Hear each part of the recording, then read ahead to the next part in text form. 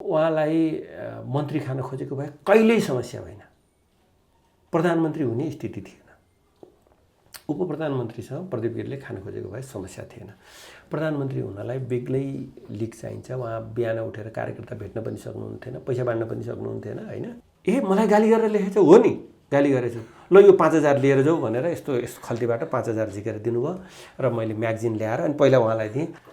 प्रदीप दाइ म प्रयास गर्छु भने म त्यता लागेँ। मैले 6 वर्ष रिसर्च गरेर त्यो किताब निकालेँ। त्यो टप सेलिङमा पनि थियो। अनि प्रदीप दाइ मेरो किताब पढ्नुभयो भनेर भने मैले, तिमीले दियौ मलाई भन्नुभयो। प्रदीप दाइ मैले त दिन त भ्याइनँ भने, तर मैले पुरै पढेँ, किताब तिम्रो राम्रो छ। र मैले अनि दाइ यो त तपाईँले भनेर निकालेको हो नि मैले भने, मलाई थाहा छ त्यो जो पायोले निकाल्न पनि सक्थेन, गिरिजाप्रसादको जीवनकालमै तिमीले निकाल्यौ, धेरै राम्रो गर्यौ भन्नुभयो। अनि उहाँले चिन्ता गर्ने ठाउँमा गर्नुभयो होला होइन। अब यो परिस्थिति केही गरी पनि टर्न सक्दैन भन्ने पनि उहाँले बुझ्नुभएको थियो होला होइन।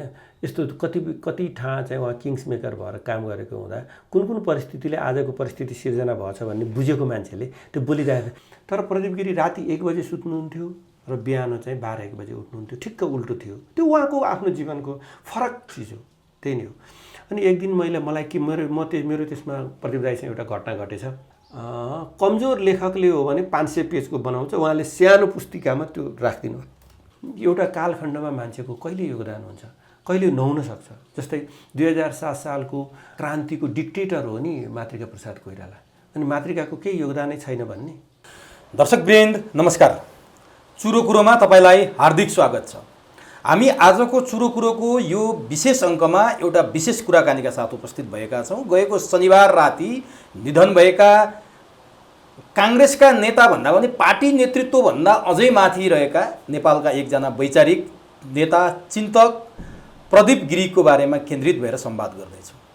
प्रदीप गिरीका बारेमा उहाँको देहान्तपछि, उहाँको निधनपछि यति बेला व्यापक चर्चा सुरु भएको छ। हुन त प्रदीप गिरीको बारेमा चर्चा परिचर्चा नभएको होइन, उहाँले बोल्ने कुरा, उहाँले लेख्ने कुरा, उहाँको स्वभाव, उहाँको शैली अत्यन्तै सामान्य र उहाँले दिन खोजेको कुरो चाहिँ अत्यन्तै असामान्य। ठ्याक्क भन्ने हो भने सादा जीवन र उच्च विचारका धनी प्रदीप गिरीका बारेमा यति बेला सामाजिक सञ्जाल, सञ्चार माध्यममा व्यापक चर्चा भएको हामी देख्न पाउँछौँ। हुन त नेपालीहरूको परम्परा नै छ मरेपछि बयान गर्ने, मरेपछि चिन्ने। जीवित हुँदासम्म कहाँ छ, के गर्दैछ, कसो गर्दैछ त्यो कसैलाई मतलब हुँदैन। जब मर्छ त्यसपछि मात्र उसको गुणगान गाउन थालिन्छ। यो नेपाली परम्परा नै भएको छ। प्रदीप गिरीका बारेमा धेरै कुराहरू सार्वजनिक भइरहेका छन्। उहाँले संसदमा बोलेका, सार्वजनिक ठाउँमा बोलेका भाषणका क्लिपहरू यति बेला अत्याधिक चर्चामा छन्। उनै प्रदीप गिरीसँग करिब 28-30 वर्ष सङ्गत गरिसकेपछि प्रदीप गिरीका बारेमा थोरै भए पनि जान्नुभएका नेपाल मानव अधिकार सङ्गठनका अध्यक्ष महामुनीश्वर आचार्यसँग हामी प्रदीप गिरीमै केन्द्रित भएर संवाद गर्दैछौँ। त्यो पनि नेपाल मानव अधिकार सङ्गठनमा उहाँ प्रदीप गिरीले महासचिवको भूमिका निर्वाह गरिसक्नु भएको छ र महामुनीश्वर आचार्यलाई अध्यक्षको पदभार ग्रहण गर्दा उहाँलाई त्यो पदभार सुम्पिनेमा प्रदीप गिरी पनि हुनुहुन्थ्यो। त्यसकारण पनि उहाँसँग उहाँको बसुट अलि लामै देखियो, बाक्लै देखियो र उहाँले प्रदीप गिरीका बारेमा जे जति जान्नुभएको छ त्यो आम दर्शकका लागि थाहा होस्, जानकारी होस् भन्ने हेतुले हामी महामुनीश्वर आचार्यसँग चुरो कुरोमा संवाद गर्दैछौँ। आजको कार्यक्रम मूलतः प्रदीप गिरीमै केन्द्रित हुनेछ र बहुसङ्ख्यक विषय प्रदीप गिरीकै बारेमा हामी कुराकानी गर्नेछौँ। सबभन्दा पहिले म चुरो कुरोमा नेपाल मानव अधिकार सङ्गठनका अध्यक्ष महामुनीश्वर आचार्यलाई स्वागत गर्छु। यहाँलाई चुरो कुरोमा हार्दिक स्वागत छ। धन्यवाद। आज विशेषतः प्रदीप गिरीकै बारेमा हामी कार्यक्रमभरि नै कुरा गर्नेछौँ। थोरै केही राजनीतिक समसामयिक विषयमा कुराकानी गर्नेछौँ। लगभग 28-30 वर्ष प्रदीप गिरीको सान्निध्यमा बसेर काम गर्नुभयो। प्रदीप गिरीलाई चाहिँ तपाईँ आफूले चाहिँ कसरी चिन्नुहुन्छ? मैले यहाँबाट सुरु गरेँ। धन्यवाद मित्र। प्रदीप गिरीको बारेमा धेरै कुरा बाहिर आइसकेको छ। उहाँका फरक फरक खाले केही व्यक्तित्वहरू छन्। उहाँको एउटा राजनैतिक व्यक्तित्व छ, उहाँको मानवाधिकारमा फरक व्यक्तित्व छ, उहाँको एउटा दर्शनशास्त्र सम्बन्धी उहाँको फरक व्यक्तित्व छ, उहाँका राष्ट्रिय अन्तर्राष्ट्रिय सम्बन्धमा उहाँको फरक खाले व्यक्तित्व भएको हुँदा एउटा म जस्तो साधारण मान्छेले उहाँका धेरै बहुआयामिक व्यक्तित्व भनेको बल्ल प्रदीप गिरी हो। यहाँ जसलाई पनि बहुआयामिक व्यक्तित्व भन्छन् त्यो होइन। र उहाँ जस्तो बहुआयामिक व्यक्तित्वको बारेमा म जस्तो साधारण मान्छेले धेरै भन्न सक्दिनँ। उहाँका फरक फरक व्यक्तित्व भएको कुरा म यहाँलाई जाहेर गर्न चाहन्छु, आग्रह गर्न चाहन्छु।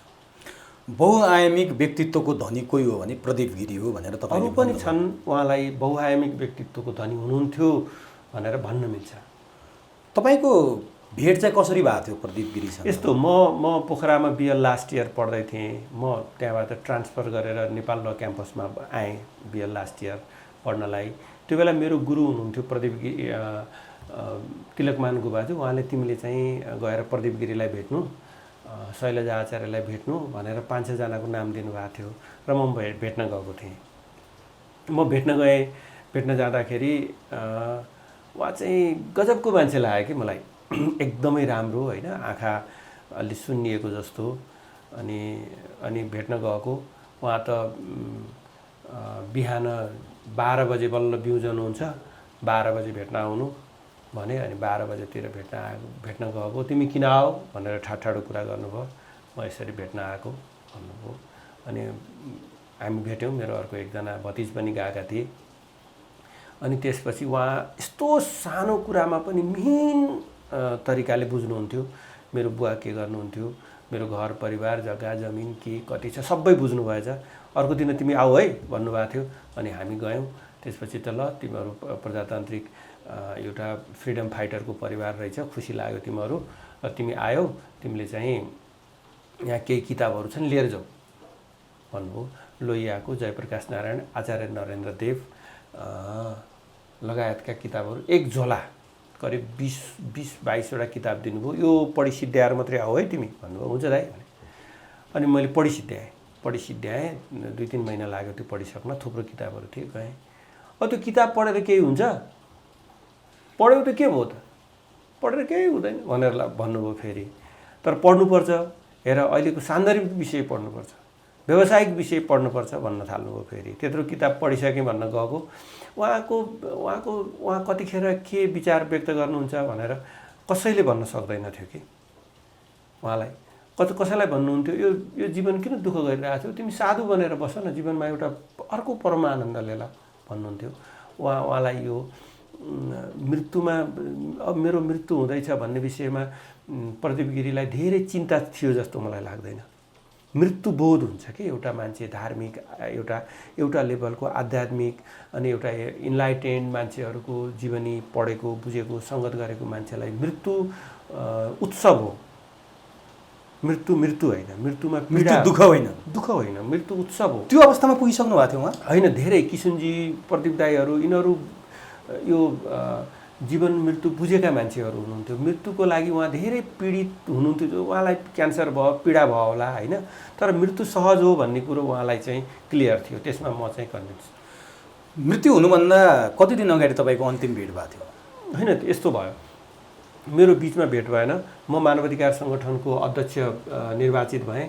निर्वाचित भएपछि यो मानवाधिकार सङ्गठन चाहिँ प्रदीप गिरीको नायकत्वमा स्थापना भएको। ऋषिकेश शाहलाई जस्तो मान्छेलाई मानवाधिकार सङ्गठनको अध्यक्ष बनाउनुपर्छ भनेर खोजेको दौडेको प्रदीप गिरी है।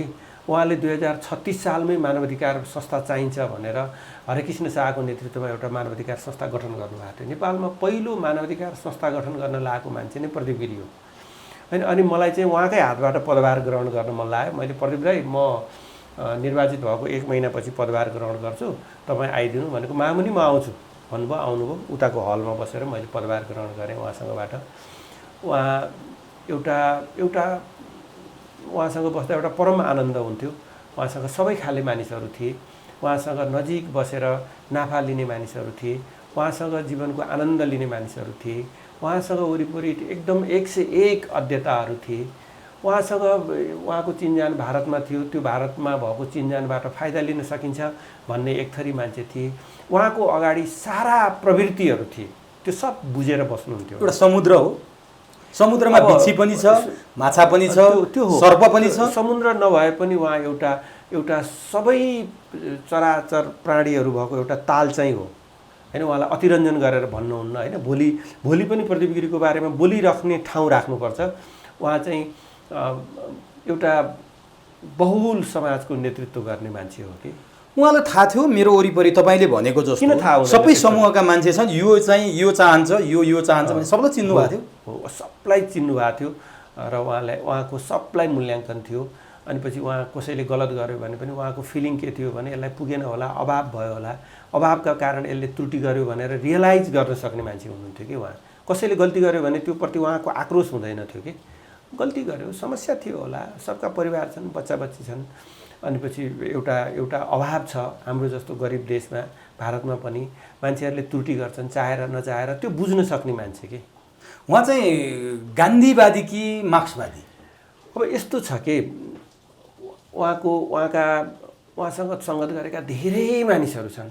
म सङ्गत गरेको सम्भवतः पछिल्लो पुस्ता हो होइन। उहाँको त इन्डिया बस्नुभयो, उहाँ जेएनयू पढ्नुभयो, इन्डियाको एउटा पुरै राजनैतिक पङ्क्तिसँग उहाँको चिन्जान थियो। जस्तै नेपाली राजनीतिमा बिपीको सामिप्यता चाहिँ जयप्रकाश नारायणहरूसँग भयो होइन।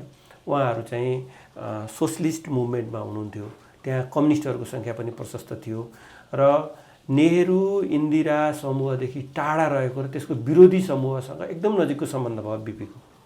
सूर्यप्रसाद उपाध्यायको जयप्रकाश नारायणहरूसँग भएन सम्बन्ध, बरु अटल बिहारी वाजपेयीसँग भयो। अनि सूर्यप्रसाद उपाध्यायको चाहिँ नेहरूसँग भयो, इन्दिरासँग भयो, अनि यो रफी अहमद किदवाईसँग भयो उहाँको सम्बन्ध। अनि सूर्यबाबुले समाज बुझेको मान्छे भएको हुनाले हाम्रो जस्तो देशमा चाहिँ भारतीय संस्थापनसँग न्यु खोज्न हुन्न, मिल्नुपर्छ भन्यो। तर प्रदीप राईको के हो, उहाँ सोसलिस्ट हुनुहुन्थ्यो होइन, उहाँ समाजवादी हुनुहुन्थ्यो। समाजवादी जयप्रकाश नारायण त भन्दिनँ म, तर लोहिया लगायतको ठुलो टिमसँग उहाँको सङ्गत थियो। भारतका कतिपय समाजवादीहरू त उहाँको भान्सामा बसेर खाना पकाएर उहाँलाई खानुहुन्थ्यो। उहाँको त्यहाँको त्यो पुस्ताको, उहाँको उमेरको पुस्ताको प्रदीप राई सोसलिस्टहरूको लिडर हो। यहाँको मात्रै लिडर होइन, उहाँको पनि लिडर हो। भारतका सोसलिस्टहरूको पनि त्यो पुस्ताको लिडर हो। उहाँ सानो मान्छे होइन प्रदीप राई। जस्तै अहिलेको एउटा पटनामा प्रोग्राम भएको थियो, म त गएको थिइनँ, मैले त्यो पटनाको प्रोग्रामको डिटेल्स सुनेको थिएँ। अहिलेको मुख्यमन्त्री हुनुहुन्छ नि नीतिश कुमारले चाहिँ बोल्ने क्रममा चाहिँ इतने बडे विद्वान प्रदीप गिरी यहाँ आए, मैं क्या बोलूँ भनेपछि त्यत्रो सम्मान के उहाँलाई। उहाँ धेरै ठुलो पङ्क्तिसँग उहाँको एकदमै राम्रो सम्बन्ध थियो, इभन राजीव गान्धीसँग समेत। त्यसकारण उहाँ गान्धीवादी कि मार्क्सवादी? मैले त्यो व्याख्या गर्न सक्दिनँ। मैले के भन्न सक्छु भने उहाँ त हामीले उहाँलाई के भनेर बुझ्यौँ, उहाँ प्रखर समाजवादी हुनुहुन्थ्यो, समाजवादी चिन्तक हुनुहुन्थ्यो। उहाँको खानपिन गर्ने शैली, हिँड्ने डुल्ने शैली फरक छ होइन। उहाँलाई श्रृङ्गार रस पुरा ज्ञान भइकन पनि उहाँले साधारण कपडा लाएर एकदम गाउँले मान्छे जस्तो बस्नुहुन्थ्यो। उहाँको अलि यो जीवनशैली छ नि अलि अस्तव्यस्त थियो अरे भने चाहिँ त्यो पछि कुरा गरौँ होइन। उहाँ चाहिँ सोसलिस्टहरूसँग नजिक हुनुहुन्थ्यो, जर्ज फर्नान्डिसदेखि नीतिश कुमार जस्तासँग पनि थुप्रै इन्डियाका क्याबिनेट मिनिस्टरहरू उहाँका साथी थिए होइन।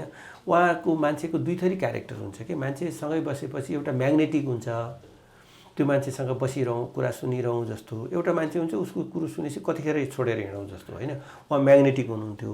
उहाँको एउटा बोल्ने मौलिक शैली थियो होइन, मौलिक शैली थियो। त्यो शैलीले उहाँसँग मान्छे बस्न पाइरहे हुन्थ्यो भन्ने उहाँलाई लाग्थ्यो। तर उहाँ मान्छेको अगाडि बसिरहेको भए प्रदीप गिरी हुनुहुन्न थियो। उहाँ कसैसँग भेटै हुँदैन थियो। हामीले फोन गऱ्यो भने कहिले उठाउनुहुन्थ्यो, कहिले आफैले फोन गर्नुहुन्थ्यो, पटक फोन गर्नुहुन्थ्यो, कुरा गर्नुहुन्थ्यो। मलाई त उहाँले एउटा गम्भीर जिम्मेवारी पनि दिनुभएको थियो, मैले पुरा गरेँ। भन्न मिल्छ किन नमिल्ने। ए मामुनि तिमीले एउटा काम गर्छौ भनेर सोध्नुभयो। यो सूर्यप्रसाद उपाध्याय भन्नेलाई साह्रै ठुलो अन्याय भयो, मान्छेहरूले बुझ्ने प्रयास पनि गरेनन्, बुझिदिएनन्। उहाँको एउटा आत्मकथा थियो, त्यो मैले नै फोटोकपी गरेर एउटा श्रीकान्त अधिकारीलाई, एउटा म आफैले राखेँ, एउटा मदन लाइब्रेरीमा दिएँ। यो तीनटै हरायो, श्रीकान्तसँग छ कि एकपटक प्रयास गर र सूर्यबाबुको एउटा पुस्तक लेख्न सक्छौ भन्नुभयो। प्रदीप राई म प्रयास गर्छु भने म त्यता लागेँ। मैले 6 वर्ष रिसर्च गरेर त्यो किताब निकालेँ। त्यो टप सेलिङमा पनि थियो। अनि प्रदीप राई मेरो किताब पढ्नुभयो भनेर भने मैले, तिमीले दियौ मलाई भन्नुभयो। प्रदीप राई मैले त दिन त भ्याइनँ भने, तर मैले पुरै पढेँ, किताब तिम्रो राम्रो छ र मैले अनि दाइ यो त तपाईँले भनेर निकालेको हो नि मैले भने मलाई थाहा छ त्यो जोपायोले निकाल्न पनि सक्थेन गिरिजाप्रसादको जीवनकालमै तिमीले निकाल्यौ धेरै राम्रो गर्यौ भन्नुभयो उहाँको चाहिँ धेरै प्रशंसा पनि उहाँलाई कसैले प्रशंसै गर्दैन थियो किनभने प्रशंसा मन पराउनुहुन्न प्रदीप गिरी उहाँले पनि कसैको प्रशंसा गर्नुहुन्न थियो त्यो त फेक कुरा हो नि कसैको प्रशंसा तिमी राम्रो छौ भन्यो भने के अर्थ छ त्यसको तिमी नराम्रो छौ तिमी राम्रो जीवन जगत राम्रोसँग बुझेको मान्छे है होइन उहाँको एउटा के भने आज अरू विद्वानहरूको शङ्कर तिवारीको नि लेख आएको छ उहाँले साहित्य पढ्नुभयो उहाँले सङ्गीत पनि बुझ्नुभयो उहाँले चित्रकला एउटा चित्र आर्ट गरेको हुन्छ नि भित्तामा त्यो आर्टमा उहाँ 1 घन्टासम्म बसेर हेरिराखेर एउटा कलाकारले किन त्यो आर्ट गर्यो भनेर त्यो पनि बुझ्न प्रयास गर्नुहुन्थ्यो सारा धर्मशास्त्र बाइबलदेखि ओशोका सम्पूर्ण त्यो पुस्तकहरू होइन प्रवचनहरू अनि पछि चाहिँ सबै खाले धर्म संस्कृति यो पुराणहरूदेखि महाकाव्यहरू हिन्दू धर्मशास्त्रका महाकाव्यहरू जुन विद्वानहरूले लेखेका छन् काव्य महाकाव्य तिनमा विशेष वर्णनहरू छन् हैन तीहरू जान्नुहुन्थ्यो उहाँले त्यो प्रयोग पनि गर्नुहुन्थ्यो पढ्दा उहाँसँग एउटा भण्डार भइसकेको थियो कि ठुलो पोखरी भइसकेको थियो ज्ञानको त्यो पोखरी त 1 चम्चा झिके नि भयो 1 गाग्री झिके पनि भयो र त्यस्तो अनि उहाँको कस्तो चौतारो भइसकेको थियो भने उहाँ पछिल्लो 4-5 वर्ष त यो नेकपा माओवादी अनि अरू एमाले जस्ता कम्युनिस्ट पार्टीहरूको प्रशिक्षण विभागको जस्तो के मान्छे जस्तो कम्युनिस्टहरूलाई चाहिँ मार्क्सवाद पढाउँदै हिँड्नुभयो हैन अब कांग्रेसमा त उहाँ हुँदै हुनुहुन्थ्यो हैन कांग्रेसको उहाँ कांग्रेसमा बस्नु चाहिँ एउटा पार्टी आवश्यकता पर्या हुनाले त्यो पार्टी उहाँ राजनीति पनि तपाईले अघि भन्नुभयो नि उहाँ राजनीतिज्ञ पनि हो साहित्यकार पनि हो कवि पनि हो समालोचक पनि हो जम्मै हो उहाँलाई कविता त मैले उहाँको देखिन हैन तर कुन हिसाबले उहाँको चेत थियो नेपाली कांग्रेसमा उहाँको एकदमै ठुलो योगदान छ कि यहाँ कांग्रेसमा योगदानको चर्चा गरिन्न हैन उहाँ धेरै पहिलादेखि उहाँ सुरुमा कोइराला फ्यामिलीको नजिकको मान्छे हुनुहुन्थ्यो पछि उहाँको कोइरालाहरुसँग के कारणले चाहिँ थाहा छैन त्यो मलाई थाहा छैन गिरिजाप्रसाद कोइरालाका एक ताकाका सबै वक्तव्यहरू चाहिँ प्रदीप राईले लेख्नुहुन्थ्यो मैले वक्तव्य लेख्थे गिरिजाबाबुले बुझ्नुहुन्थ्यो सही गर्नुहुन्थ्यो भन्नुभएको थियो मलाई एकपटक है उहाँ लेख्नुहुन्थ्यो अनि पछि कोइराला परिवारको भित्रको मान्छे हुनुहुन्थ्यो फेरि बस्तीपुरका गिरीहरू भनेका मैले बुझेसम्म खोटाङबाट आएका हुन् उनीहरू एकदमै सम्पन्न त्यहाँ ठुलो मौजा भएका खेती भएका बस्तीपुरका गिरीहरू 101 पढाइ भएका हैन अनि पछि त्यहाँ व्यापारीहरू पनि सबै बुद्धिजीवी एउटा उन्नत शिक्षित परिवार थियो उहाँको बुवा पनि कांग्रेसमा काम गरेको किशनजीसँग नजिक मित्रलाल गिरी भन्ने अनि बस्तीपुरमा उनीहरूको पछि त यो भूमि सुधारले सबको जग्गा जमिन सयौं बिघा अंशमा पाएको मान्छे मलाई लाग्छ प्रदीप गिरीले पैसा कमाउनु भयो जस्तो मलाई लाग्दैन उहाँले आफ्नै खानुभयो आफ्नै सक्नुभयो आफ्नै बाँड्नु सरकारको 1 पैसा उपचारमा काहीँ कतै नलिएको मलाई डर के लागेको थियो भने उहाँ त्यस्तो माग्ने खाले स्वभावै पनि हैन राज्यको लिनुहुन्न भन्ने नै थियो तलब सलब त लिनुभयो होला सांसदको हैन तर उपचार खर्च भनेर उपचार खर्च प्रदीप गिरीसँग आफै छ त बस्तीपुरमा उहाँ उपचार गर्न सक्ने खान सक्ने पढ्न सक्ने पढाउन सक्ने मान्छे हुनुहुन्थ्यो त प्रदीप अहिले पनि बच्चाहरू पालेर राख्नु भएको रुख बिरुवा रोप्नु भएको त्यो बस्तीपुर आश्रम जानु भएको छ सुनेको मैले बस्तीपुर आश्रममा त्यहाँ किशनजी पनि जानु भएको छ गएर बस्नु भएको छ त्यहाँ सबै जान्छन् म पनि गएर केही दिन बसेको छु अनि त्यहाँ चाहिँ दलित जातिको मान्छे भान्से छ रियल सोशलिस्ट हो कि उहाँ है उहाँ बस्नु उहाँमा कुनै रिस राग लोभ ईर्ष्या मोह थियो थिएन त्यो मान्छे उहाँको नजिकको मान्छेसँग एकदमै बेच्नेको रिसाउनुहुन्थ्यो अनि भोलिपल्ट उहाँको त्यो रिस देखिन्न थियो हुन्न थियो हैन उहाँ आफू उहाँको समस्या के थियो भने अब वरिपरि थुप्रै मान्छेहरू छन् त्यस्तो एउटा म्याग्नेटिक मान्छे छ मान्छे झुम्मिने भए सबका अभाव छन् सबका परिवार छन् उहाँले त सबको घर परिवार जागिर तलब कसै गर्न त सक्नुहुन्न नि त्यो अभाव उहाँको वरिपरि खड्केको देखिन्थ्यो हैन तर पनि उहाँ त्यसमा खास चिन्ता थिएन उहाँले साधारणै बस्नुहुन्थ्यो मैले बुझेको एउटा मैले उहाँ एक दिन एमा पनि लाऊ लाइब्रेरी हेर्न मेरो भन्नुभयो अनि पछि म यहाँ सुत्छु भन्नुभयो एउटा काठको फलीको थियो फलीकोमा एउटा दरी हालेको थियो र दरी हालेको थियो एउटा पिर्का थियो सिरानी पनि छैन यही पिर्का सिरानी पनि किनेको छैन अनि यही पिर्कामा बस्छु भन्नुभयो एउटा फलीकोमा दरी राखेर त्यही पिर्कामा उहाँ वर्षौं दिन सुत्नुभयो अनि म उहाँको चुनाव प्रचारमा गएको थिएँ एकपटक अनि पछि हेरेको त सोशलिस्टहरू त्यो बेला सोशलिस्ट भन्ने नै थियो अहिले त सब चट भयो हैन सबै राजनीति गर्नेहरू पैसा कमाउने मात्रै कुरा गर्छन्। अनि त्यहाँ प्रदीप दाइ त एउटा फलीको जस्तोमा भुइँ भुइँ निदाउनु भयो। उहाँका अरू थुप्रै साथीहरू थिए, सुदीप पाठक लगायत थुप्रै मान्छेहरू जानुभएको थियो। उहाँहरू पनि यस्तै काठको फलीकोमा टेबलमा भुइँमा निदाउनु भयो। अनि पछि हामी पनि त्यही निदायौँ यस्तो भुइँमा। वर्षौँदेखि उहाँ त्यस्तैमा सुत्नु? त्यो कुनै उ छैन। खाट किन्नुहोस् न भनेको मसँग एकदम बेच्नेको रिसाउनु भयो। तिम्रो काम हो मलाई खाट किन नकिन भनेर सिकाउने भनेर रिसाउनु भयो। म छोडिदिएँ, सक्यो होइन। उहाँ यो के का लागि गर्नुहुन्थ्यो? उहाँलाई यसैमा सन्तुष्टि? तपाईँ एउटा कुरा के छ भने त्यो बिस्तारा सुत्नु र फली कहाँ सुत्नुमा के चाहिँ फरक छ? चाहना कहिले भएन उहाँलाई बिस्तारामा? ए भगवान्, प्रदीप गिरीलाई एउटा राम्रो बिल्डिङमा बस्न नपुग्ने हो त? 12 बिघामा त्यत्रो राम्रो ठाउँमा एउटा आश्रम बनाएर उहरू पढ्ने अध्येताहरू जोगी जो पनि बस्न मिल्ने बनाउने मान्छेलाई एउटा ठुलो बिल्डिङ, एउटा महँगो कार चढ्न कहिल्यै समस्या छैन उहाँलाई। उहाँको निजी कार थियो? अनि मैले त देखिनँ। उहाँलाई गाडी चाहिँ उहाँ गाडी ड्राइभर राखेरै बस्नु भएको थियो। त्यो उहाँको त उहाँको बाउ बाजेको पालादेखि गाडी चढ्ने परिवार हो नि उनीहरू, त सानो परिवार होइन नि त। त्यसो भए तपाईँले भनेको जुन व्याख्या गर्नु भने बस्तीपुरको उहाँको रहनसहन, बसाइ, खुवाई, लवाई सबै हेर्दा र उहाँ कसैप्रति रिस राग पनि छैन, कोही प्रतिस्पर्धी पनि थिएन होला सायद। के भयो भने अहिले धेरै चर्चा छ उहाँलाई बनारसमा ठुलो कुटपिट भयो खुमबहादुर खड्काले। त्यो सत्य हो? मलाई थाहा छैन त्यो, तर उहाँलाई कुटपिट चाहिँ भएको थियो, एकदम कुटपिट भएको थियो। उहाँको जिउ पुरै ऊ भएको थियो। त्यो बेला धेरै मान्छेहरूले गएर हेरेका छन् कोले पिटे, को संलग्न थिए त्यो चाहिँ थाहा भएन।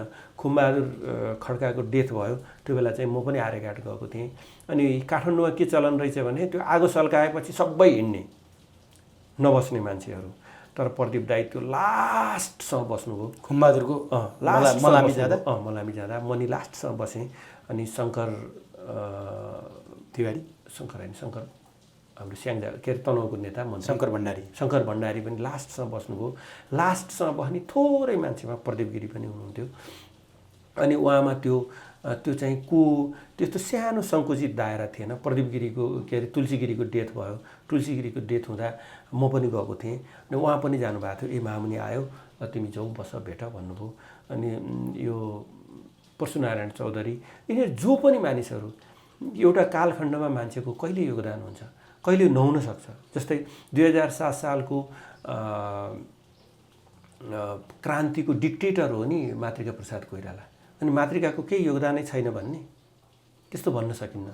त्यो भएर सबै मान्छेको योगदान छ, त्यो योगदानको कदर हुन्छ। कुनै बेला कसैले गर्यो, कसैले गर्न सक्यो होला, कसैले सकेन होला, त्यसको त्यतिको कालखण्डको पनि मूल्याङ्कन गर्नुपर्छ भन्ने थियो। यो सानो दायराबाट उहाँ कहिले हुनुहुन्थ्यो? तपाईँसँगको बस उठमा अथवा त्यही मलामी जाँदा खुमबहादुरको दाह संस्कारको बेला होस्, खुमबहादुरले ममाथि आक्रमण गरे भनेर कुनै समय त्यो लेभलै होइन कि प्रदीप गिरीको।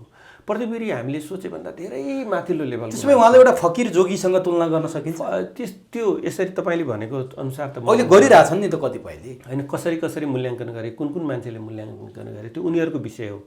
उहाँ चाहिँ एउटा हाम्रो समाज छ, त्यसमा बाबुआमा छन्, एउटा सरकार छ, न्यायालय छ, सुरक्षा छ, मित्र राष्ट्रहरू छन्। एउटा समाजको जुन संरचना छ नि, सेरोफेरो संरचना छ नि, त्योबाट उहाँ मुक्त हुनुहुन्थ्यो कि आम मान्छे भन्दा माथि उहाँको जीवनमा ब्रेक भन्ने नै थिएन। ब्रेक बन्धन मुक्त मान्छे हुन्छ नि, उहाँ चाहिँ 3 महिना 4 महिनासम्म एउटा आश्रममा बसेर पढिराख्न सक्नुहुन्थ्यो। अनि भन्नुहुन्थ्यो, ए मामुनि यो पुस्तक पढ्ने भनेको के हो थाहा छ तिमीलाई? एकपटक भनेको सरसर्ती पढ्ने हो, त्यसले हुन्न। डेप्थ स्टडीको लागि 2 पटक राम्रोसँग पढ्नुपर्छ। अनि त्यसलाई 2-3 पटक पढेपछि त्यो डेप्थ स्टडी हुन्छ है भन्नुहुन्थ्यो। अनि उहाँले एकदमै अध्ययन गर्ने शैली पनि थियो। अनि कुनै पत्रिकामा केही निस्क्यो भने उहाँले पढिसकेको हुनुहुन्थ्यो। पछि सोद्धाखेरि त्यो प्रसङ्ग फलानु पत्रिकामा यति निस्केको भनेर भन्न सक्ने नेपालका अब अनलाइनमा त को अनलाइन छन् थाहा छैन होइन। अनलाइनमा कति अभ्यस्त हुनुभयो मैले बुझिनँ। नेपालको कुनै अखबार साप्ताहिक दैनिकमा कसैको टिप्पणी र त्यसमा लेखेको सम्पादकलाई लेखेको पत्रसम्म पनि उहाँले जानकारी राख्नुहुन्थ्यो। अघि तपाईँले एउटा कुरा गर्नुभएको थियो 12 बजेसम्म सुत्ने दिउँसो भनेर। मैले कहीँ कतै पढ्या पनि थिएँ। उहाँ रातभरि पढ्नुहुन्थ्यो। जब अरूको रात्रि जीवन सुरु हुन्थ्यो सुत्थे, उहाँको दिनचर्या सुरु हुन्थ्यो। जब अरूको दिनचर्या सुरु हुन्थ्यो उहाँ सुत्नुहुन्थ्यो भन्थ्यो। तपाईँले एउटा कुरा याद गर्नुभयो, ओशोको कपडा लगाउने शैली थाहा छ? छैन। ओशोले अरू सबैले भन्दा फरक तरिकाको कपडा लगाउनुहुन्थ्यो है। अनि तपाईँले शिवपुरी बाबा देख्नुभयो, सुन्नुभयो? सुने। उहाँको पनि कपडा लगाउने शैली, अनि साई बाबाको पनि तपाईँले फरक शैली। एउटा फरक मान्छेको जीवनमा फरक फरक लगाउने तरिका, खाने तरिका फरक, जिउने तरिका फरक हुन्छ। एभरेज मान्छे बिहान उठ्छ, बेलुका सुत्छ, बिहान 6, 5, 6, 7 बजे सामान्य दिनचर्या। त्यो सामान्य मान्छे हो। यो पृथ्वीका 7 अरब 7.5 अरब मान्छे त्यसरी सुत्छन्। तर प्रदीप गिरी राति 1 बजे सुत्नुहुन्थ्यो र बिहान चाहिँ 12-1 बजे उठ्नुहुन्थ्यो। ठिक्क उल्टो थियो। त्यो उहाँको आफ्नो जीवनको फरक चिज हो, त्यही नै हो। अनि एक दिन मलाई के मेरो त्यसमा प्रदीप दाइसँग एउटा घटना घटेछ। अनि पहिला त एकदम माया माने जस्तो गर्नुभयो, पछि त अब देशभरिका मान्छेले मन पराउँछन्, सँगै बस्न खोज्छन्, त्यो त सम्भवै थिएन। अनि उहाँले गाली गर्न थाल्नुहुन्थ्यो सब आफ्ना नजिकका मान्छेलाई, आडै आउन नदिने। पढ्ने बानी त बसालिदिनुहुन्थ्यो सबको होइन, एउटा शैली एउटा बसालिदिनुहुन्थ्यो, आफूप्रतिको एउटा आकर्षण भइसकेको हुन्थ्यो। त्यसपछि उहाँले मान्छेलाई आडमा आउन दिनुहुन्नथ्यो। मैले त बिचमा भेट्न नपाएपछि मैले मेरो एउटा चाँदनी मासिक भन्ने पत्रिका थियो, मैले त्यो सम्पादन गर्थेँ। मैले प्रदीप दाइलाई एकदम बेस्नीको गाली गरेर भन्नाले विभिन्न आरोप लगाएर एउटा लेख लेखेँ। त्यसमा लेखेको थिएँ प्रदीप दाइ एकदम अराजक हुनुहुन्छ, राति 12 बजे सुत्नुहुन्छ र अनि पछि चाहिँ बिहान 12 बजे उठ्नुहुन्छ र अनि राति जब सबै मान्छे सुत्छन् उहाँ उठेर निशाचर जस्तो डुल्नुहुन्छ। 12 बजे कसैको घर गएर खाना खोज्यो भने के दिन सक्छ त्यो मान्छेले? केही पनि हुँदैन उसको। रातभरि गजल सुन्नुहुन्थ्यो। गजल दोस्रो कुरा त्यो, रातभरि हिँड्नु पनि हुन्थ्यो नि। अनि के दिन सक्नुहुन्छ? कम्युनिस्ट नेताहरूमा त्यो छैन। उनीहरू बिहान उठेर कार्यकर्ता भेट्छन्, प्रदीप गिरीले कार्यकर्ता पनि भेट्न पनि पाउँदैनन् भनेर लेखेँ। अनि त्यसको त्यो शुल्क थियो 20,000 रुपियाँ। अनि 20,000 15,000 त मैले तिरे प्रेसलाई 5,000 पुगेन। अनि एक दिन फेरि प्रदीप दाइसँग भेट भयो उहाँकै बस्ने ठाउँमा। अनि मामुनि कहिले किन आयो भने, दाइ त्यसै आएको, हेर्नु तपाईँलाई एकदम गाली गरेर मैले लेखेको थिएँ मेरो म्यागजिनमा। अब त्यो प्रेसमा भएर अनि प्रेसले छापिसक्यो, 5,000 पुगेन, मैले निकाल्न पाइनँ भने मैले। मलाई गाली गरेर लेखेको हो नि, गाली गरेछु, ल यो 5,000 लिएर जाऊ भनेर यस्तो खल्तीबाट 5,000 झिकेर दिनुभयो र मैले म्यागजिन ल्याएर अनि पहिला उहाँलाई दिएँ। उहाँले आफ्नो आलोचना गरेको पत्रिका आफूले पैसा तिरेर मलाई 5,000 रुपियाँ दिएर अनि मैले प्रेसलाई तिरेर ल्याएर गरेँ र त्यसको उत्तर उहाँले मेरै पत्रिकामा लेखिदिनु भयो। के लेख्नुभयो? उहाँले लेख्नु, मेरो प्रिय भाइले स्वीकार्नुभयो उहाँले त्यो तपाईँले लेखिदिएको कुरा? होइन, उहाँलाई त्यस्तो छैन कि, उहाँलाई स्वीकार्न गाह्रै छैन कि। त्यो उहाँलाई कसैसँग कुनै भय छैन, कुनै त्रास छैन। माया चाहिँ थियो कि थिएन?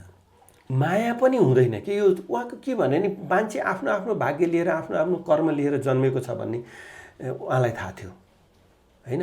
उहाँले कसैलाई माया गर्ने भनेर त्यस्तो कसैलाई माया गरेको मलाई याद छैन। माया सबैलाई, कसैलाई गाली गरेको पनि परिवार सदस्यहरू अब गइराख्ने भयो त्यो, बाँकी चाहिँ उहाँलाई सबै समान हुन्। उहाँले मान्ने मान्छे चाहिँ को थियो नेतामा? बीपी कोइराला? बीपीसँग एकदम ठुलो डिबेट थियो उहाँको। बनारसमा झगडै पर्यो भने पनि होला। उहाँ चाहिँ उहाँको एउटा लेनिन भन्ने पुस्तक छ, 12-15वटा उहाँहरूले सम्पदा। प्रदीप दाइको सबैभन्दा कमजोरी के भयो भने उहाँको आफ्नो मौलिक केही नै लेखिदिनु भएन कि उहाँले। हामीले धेरै पटक भन्यौँ मौलिक एउटा कृति एउटा बनाउँदा भने। लेनिन भन्ने पुस्तक यस्तो छ, मैले नेपाली भाषामा मलाई मन परेका 2-3टा किताबहरू हुन्। एउटा बालकृष्ण पोखरेलको खस जातिको इतिहास, अर्को चाहिँ प्रदीप गिरीको लेनिन। के थियो त्यो? लेनिनकै बारेमा? लेनिनको जीवनी हो त्यो, तर प्रस्तुत गर्ने शैली उहाँले त्यो लेनिन भन्ने पुस्तक कमजोर लेखकले हो भने 500 पेजको बनाउँछ, उहाँले सानो पुस्तिकामा त्यो राखिदिनु भएको छ। र त्यति सङ्गठित किताब चाहिँ सायदै हुन्छ होइन। उहाँले त्यो चाहिँ बिपी चाहिँ माओसँग अलिकति उहाँको थियो। प्रदीप दाइहरू नेहरू जेएनयू पनि पढ्नुभयो। उहाँको लेनिनसँग एउटा थियो, लेनिन पढाइ पनि हुन्थ्यो जेएनयूमा। अनि लेनिनको बारेमा उहाँले पुस्तक लेख्नु भएको थियो, त्यो बिपीलाई देखाउन लेख्नु भएको थियो उहाँले त्यो। होइन, लेनिन पनि बुझ्नुपर्छ भन्ने थियो कि उहाँको नि। अनि अब बिपीको बेग्लै हो होइन, बिपीको अहिले आज सन्दर्भ होइन, त्यो बारेमा कुरा नगरौँ। र प्रदीप दाइले त्यो लेनिन भन्ने किताब लेख्नुभयो, तर मौलिक एउटा केही लेखेर छोड्नु भएन उहाँले। मौलिक भनेपछि उहाँलाई किन लेख्न पनि किन लेखिराख्नुपर्छ र भन्ने जस्तो भइसक्यो। बिपी कोइरालासँग उहाँको डिबेट चाहिँ केमा थियो र केमा चाहिँ उहाँसँग विचार मिल्दैन थियो? एक दिन म अरू धेरै कुरा बिपीको बारेमा म अहिले जान्न होइन, प्रदीप गिरी र बिपीको बारेमा आज तपाईँले मसँग कुरा गर्ने त्यो पछिमा कुरा गर्दिनै भन्नुभएको थियो। एक दिन एउटा प्रोग्राम थियो, गिर्जाबाबु र प्रदीप दाई एकदमै नजिक नै हुनुहुन्थ्यो होइन, पहिला पछि झगडा भयो, बोलचाल नै कम हुने। अनि प्रोग्राम थियो, गिर्जाबाबु नि आउनुभयो, त्यहाँ नरहरी आचार्य नि हुनुहुन्थ्यो, प्रदीप दाई हुनुहुन्थ्यो, हामी उहाँहरूको कार्यकर्ता जस्तो आडा उभिया थियौँ। अनि गिर्जाबाबुले प्रदीपजी भन्नुभयो, अनि गिर्जाबाबु चिन्नुभयो मलाई भन्नुभयो कि त्यस्तो। उहाँलाई निडर, कसैसँग त्रास मुक्त मान्छे हो, डराउनुहुन्न थियो। ए त्यसरी भनिदिनु भयो? एकदम ठाडो। उहाँलाई गिर्जाबाबुसँग कसैसँग डर थिएन। गिरिजाप्रसाद र कृष्णप्रसादमा अलिक कृष्णप्रसादसँग किसुनजीसँग उहाँको फरक खाले सम्बन्ध के। किसुनजीले चाहिँ किसुनजीको त कोइरालाहरूसँग चाहिँ एकदम गम्भीर मतभेद थियो होइन, त्यो चाहिँ उहाँले प्रकट नगरी जानुभयो। अनि उहाँलाई के थियो भने यो उनीहरूसँग लडाइँ लड्न म एक्लैले सक्दिनँ, यो प्रदीप गिरीले लडाइँ लड्न सक्छ भन्ने उहाँलाई थाहा थियो। र प्रदीप दाईको चाहिँ एउटा भारतमा पनि सम्बन्ध, नेपालमा पनि। नेपालको अहिले देख्नुभयो नि सम्पूर्ण बौद्धिक मास यो पार्टी ऊ पार्टी भन्ने छैन। काङ्ग्रेसभन्दा कम्युनिस्टहरूले अलिक बढी बोकेको जस्तो देखियो, अलिक बढी सम्मान गरेको जस्तो देखियो। अनि त्यसकारण उहाँ काङ्ग्रेस कि कम्युनिस्ट भनेर सोध्यो? होइन, त्यस्तो भन्न मिल्दैन, त्यो तपाईँको क्वेसनै भएन।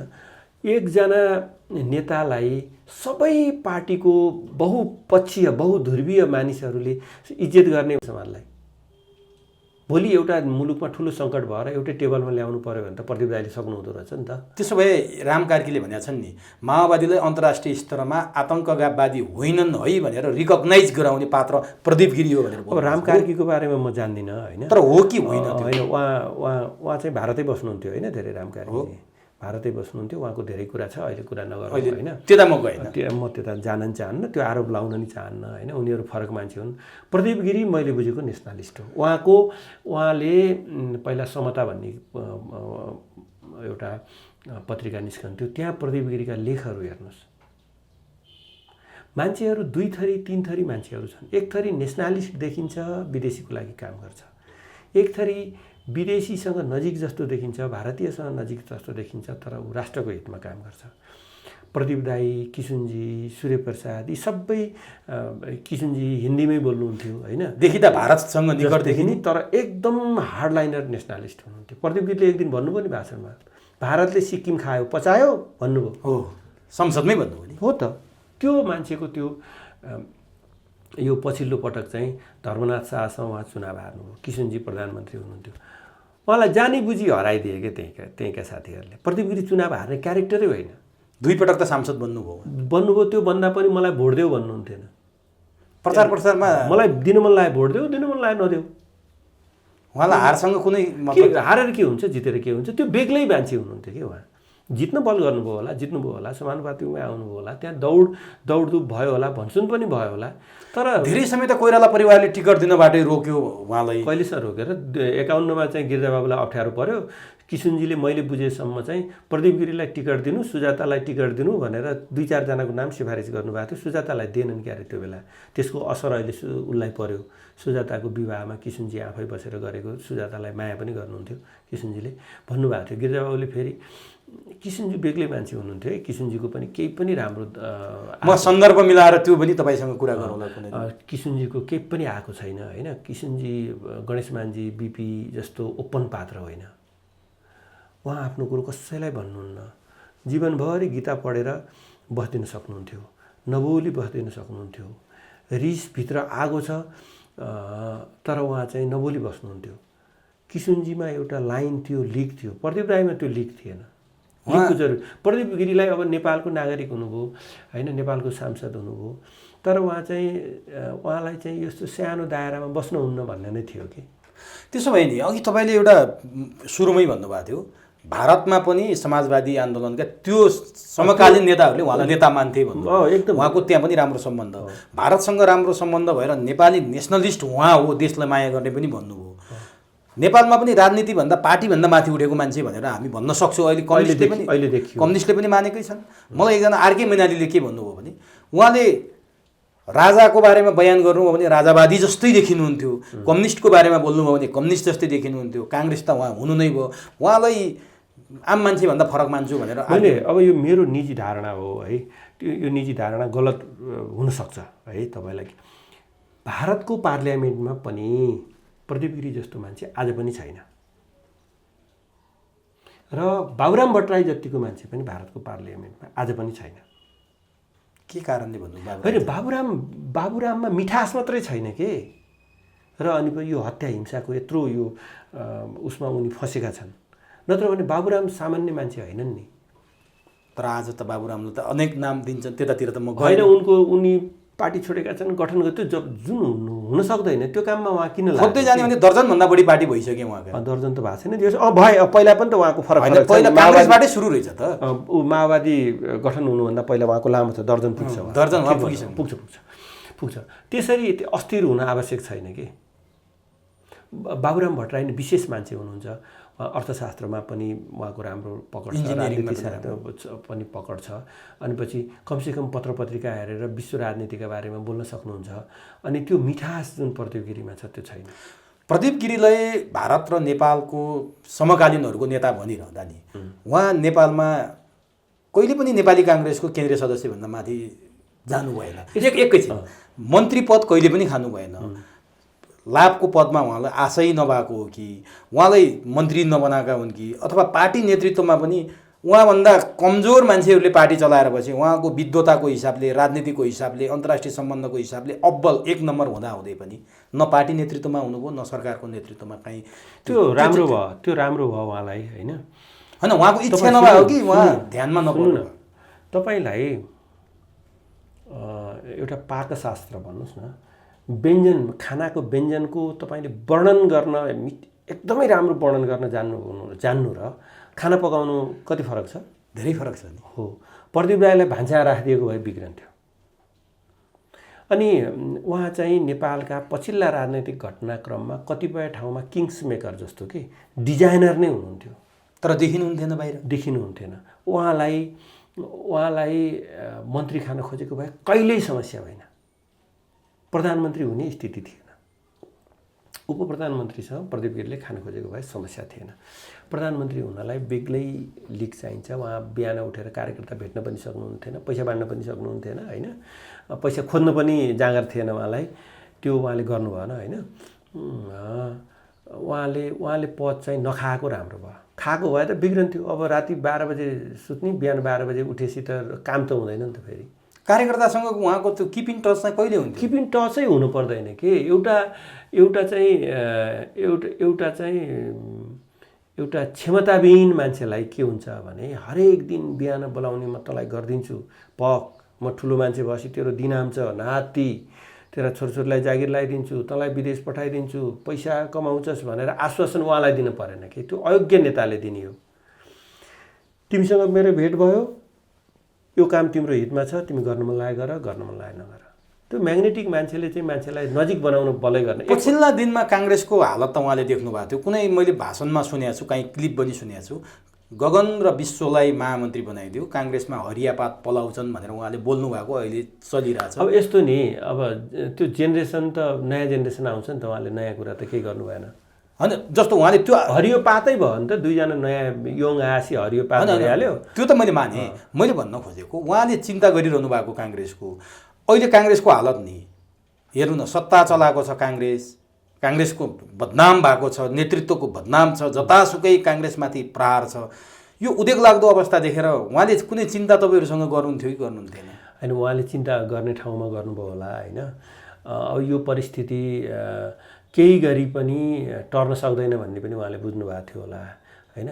यस्तो कति ठाउँ चाहिँ उहाँ किङ्स मेकर भएर काम गरेको हुँदा कुन परिस्थितिले आजको परिस्थिति सिर्जना भएछ भन्ने बुझेको मान्छेले त्यो बोलिरहेको मेसनरीको ज्ञान भन्छ कि पोलिटिक्स। तपाईँलाई मैले अघि अनौपचारिक कुरामा एकैछिन म यति जोडिहाल्छु। तपाईँले एउटा के भन्नुभएको थियो मलाई भने, जे भए पनि मूलधार भन्नुभएको थियो, त्यो छोडिदिएँ मैले, अरू विषय छोडिदिएँ, मूलधार भनेको मूलधार हो भन्नुभएको थियो कि।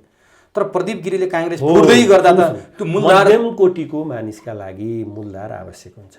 हाम्रो धर्मशास्त्रले नि के भन्छ भने विलक्षण पत्रिभा र विलक्षण सूर्याई भएको मान्छेलाई यो धार उधार केही चाहिन्छ। जङ्गबहादुरलाई केही चाहियो शासन लिनलाई? पृथ्वीनारायण शाहलाई एकीकरण गर्न केही चाहियो? आफै तरबार बोकेर एकीकरण गरेन, जङ्गबहादुर एक्लैले कब्जा गरेन होला, मिलायो होला, मिलाउनु पनि त हैसियत हो। त्यो भएर बिपी कोइराला होइन जनताको छोरा हुन्, ऊ गरेर लडेर उभिएर खडा भएर अहिले एउटा कत्रो पोस्टर छ। त्यो भएर उहाँ चाहिँ मूलधार चाहिँ प्रजातान्त्रिक काङ्ग्रेसमा जानुभयो नि त।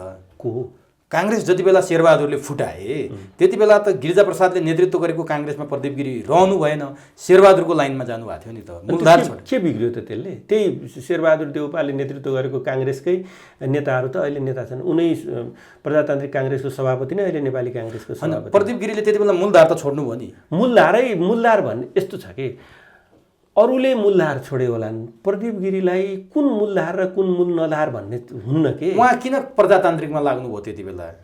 किङ्स मेकरै हो कि? त्यो पनि हुनसक्छ होइन। गिरिजाबाबुको पनि अचाक्ली भएको थियो नि त।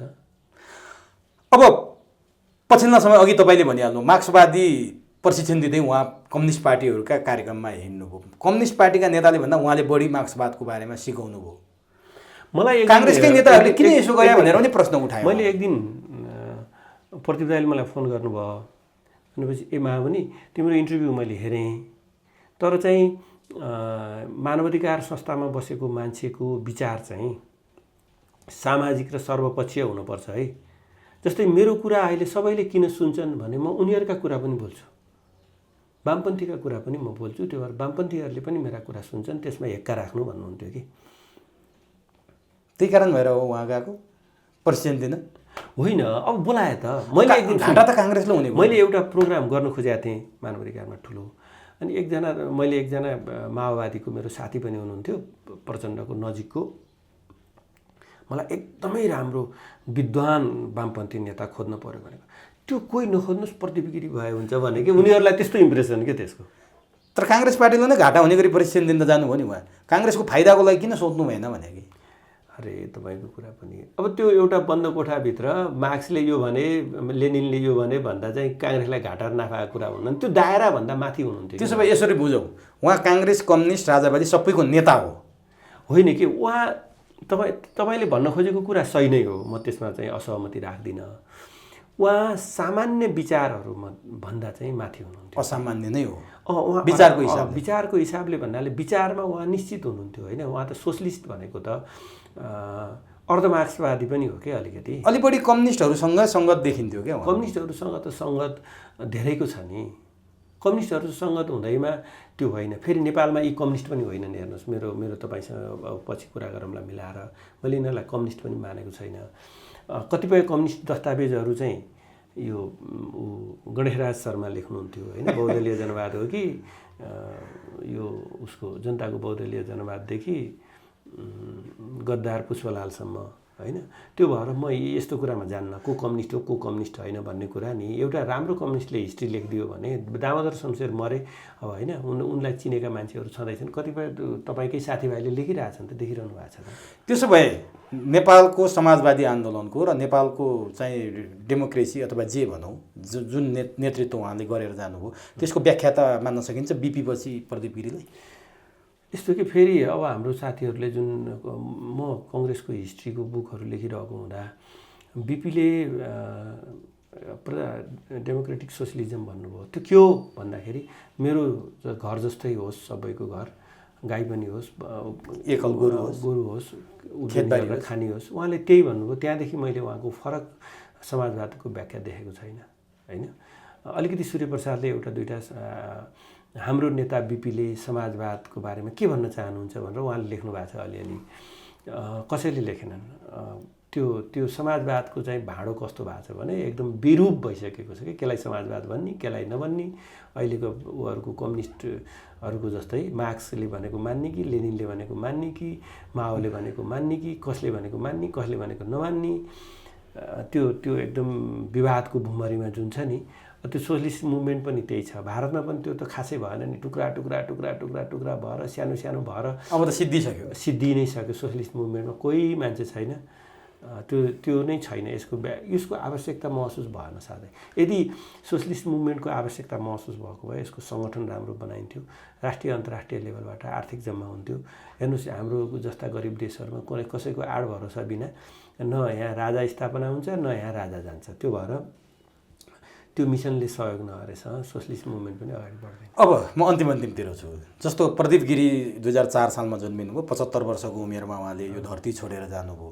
धरती छोडेर जाने मध्ये कमै मान्छे होलान् सायद मरेपछि कुनै पनि दोष नलागेको व्यक्ति, अब सरकारी केही कतै तलब बाहेक, सांसदको तलब बाहेक उहाँले केही पनि नल्याएको पनि देखियो। आज सारा सामाजिक सञ्जालमा सबै मान्छे उहाँको गुणगान गाइरहेको हामी भेट्छौँ। संसदमा उहाँले गरेका उहाँले भाषण गर्दा त्यति साइलेन्स कि पिन ड्रप, त्यो पिन झर्दा पनि केही नसुन्ने जस्तो हुन्थ्यो।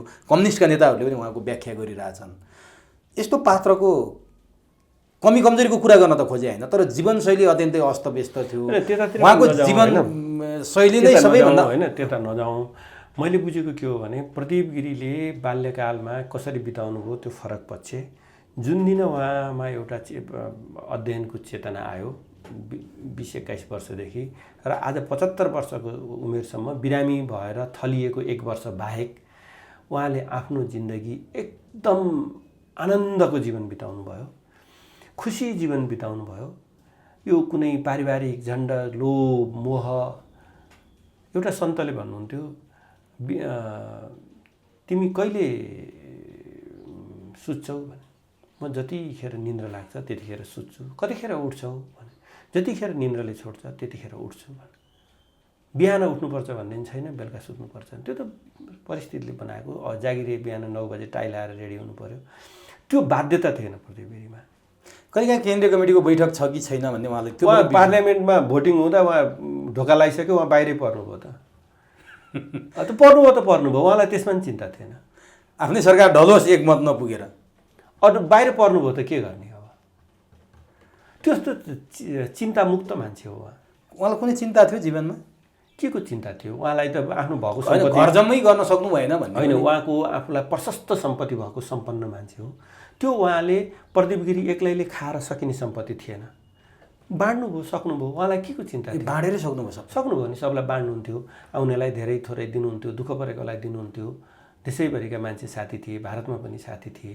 उहाँको बैङ्क ब्यालेन्स भनेकै खल्ती थियो भनेर भने पनि हामीले सुन्यौँ। उहाँले बैङ्कमा ब्यालेन्स राख्ने, पैसा राख्ने, त्यो उहाँको थियो थिएन मलाई थाहा भएन होइन। तर उहाँ पैसा चाहिँ त्यसो जगेडा गर्ने मान्छे होइन, सञ्चय गर्ने मान्छे होइन।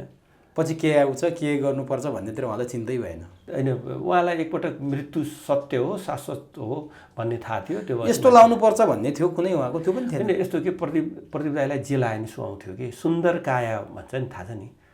सुन्दर शरीर थियो, एकदमै राम्रो, ठुला आँखा भएको, ठुलो निधार भएको, कपाल नझरेको, आधा सेतो आधा कालो, धपक्क राम्रो मान्छे हुनुहुन्थ्यो होइन। अनि त्यो राम्रो शरीरमा जे लगाए पनि हुन्थ्यो। त्यो सौन्दर्य चेत उहाँमा थियो। तैपनि उहाँले चाहिँ त्यो भन्नुभन्दा उहाँ किसानकोमा एकदम त्यो बड्कोमा खाएको फोटोहरू आइरहेछन्। अनि त्यो उहाँ साधारण मान्छे कहाँ साधारण भएर बस्न सक्नुहुन्थ्यो। अब मैले केही सोध्न छुटाएको प्रदीप गिरीको बारेमा केही चाहिँ म तपाईँसँग आज यो विषयमा हलुवामा बालुवा मिसाउन चाहेन, हलुवाको कुरा भएको छ। अब म अर्को यो केही छैन। यस्तो छ कि प्रदीप गिरी भनेको विशाल दायरा भएको मान्छे हुनुहुन्थ्यो। मैले प्रदीप गिरीको बारेमा मसँग भएका, मैले सङ्गत गरेका केही सानातिना कुरा भने होइन। यसमा त्रुटि भयो भने म आम श्रोतासँग अग्रिम माफी माग्न पनि चाहन्छु। र अब के छ भने प्रदीप गिरीकोमा मान्छे सबै मान्छे जान सक्थे। यस्तो मुलुकमा यो समस्या छ भनेर कम्युनिस्ट जान सक्थ्यो, पूर्वपञ्च पनि जान सक्थ्यो, अनि कङ्ग्रेस पनि जान सक्थे। एउटा साझा चौतारो थियो प्रदीप गिरीको।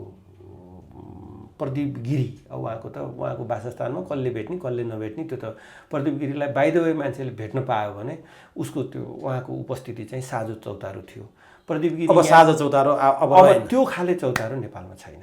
त्यो अभाव सबभन्दा टुरो त नेपालमा पार्लियामेन्ट भयो। पार्लियामेन्टमा कोही आगो सल्काउने जस्तो विद्यार्थी नेता जस्तो बोल्छन् होइन, कोही एकदम चाहिँ उखान टुक्का हालेर हुने नहुने कुरा गर्छन्, कोही चाहिँ रुन्छन्। त्यस्तो होइन पार्लियामेन्ट होइन। सबैलाई उहाँले समायोजन गर्नुभएको थियो। एउटा सही पार्लियामेन्टेरियन हुनुहुन्थ्यो उहाँ। त्यो बत्ती निभ्यो, त्यो छैन। त्यो ग्याप नै धेरै ठुलो भयो कि। हस्, धन्यवाद। अत्यन्तै महत्त्वपूर्ण विषयमा अत्यन्तै महत्त्वपूर्ण जानकारी गराइदिनु भयो। अर्को कुनै बसाइमा अर्को कुनै भेटमा तपाईँसँग अर्को महत्त्वपूर्ण विषयमा कुराकानी गर्ने अवसर पाउनेछु भन्ने आशाका सहित बिदा हुन्छु। समय र संवादका लागि यहाँलाई धन्यवाद। समय दिनुभयो।